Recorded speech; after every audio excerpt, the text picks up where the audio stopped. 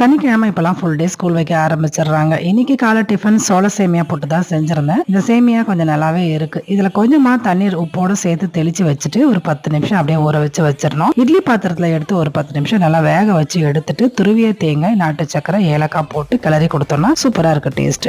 என்னுடைய ஸ்கூல் டேஸ்ல எல்லாம் ஈவினிங் ஸ்நாக்ஸே எங்க அம்மா அடிக்கடி செய்யக்கூடியது இந்த சேமியா போட்டு தான் ரொம்ப ஃபேவரட். இப்ப இது டிஃபனாவே மாறிடுச்சு. ஸோ இந்த மாதிரி டிஃப்ரெண்டா செஞ்சு கொடுக்கும்போது பசங்களுமே சாப்பிடுவாங்க. மதிய லஞ்சுக்கு இன்னைக்கு காரக்குழம்பு சாப்பிடணும் போல இருந்து சின்ன வெங்காயம், அதுக்கப்புறம் சுண்டக்காய், கொத்தவரங்காய் தோட்டத்துல இருந்து எடுத்துட்டு வந்தது எல்லாத்தையும் வச்சு சூப்பரா ஒரு காரக்குழம்பு செஞ்சுக்கிட்டே இருக்கும்போதே செம மழை. இந்த மழைக்கும் அந்த காரக்குழம்புக்கும் செம சூப்பரா இருக்கும்ல. கூட கொஞ்சமா வத்தலும் அதுக்கப்புறம் பொன்னாங்கண்ணி கீரை பொரியல் தோட்டத்துல இருந்து எடுத்துட்டு வந்தது அதையுமே பொரியலா செஞ்சுட்டேன். மழைக்காலம் ஆரம்பிச்சிருச்சு, இனிமே அவ்வளவுதான் அப்படின்னு நினைச்சா ஒரு 1/2 மணி நேரம் நல்லா சோடும் பேஞ்சிருக்குங்க மழை. அடுத்து கொஞ்ச நேரத்துல செம்ம வெயில், மழை பெஞ்சு அடையாளமே தெரியாத அளவுக்கு காட்டுன்னு காட்டிடுச்சு. மதிய லஞ்சையும் சூப்பரா சாப்பிட்டு முடிச்சாச்சு.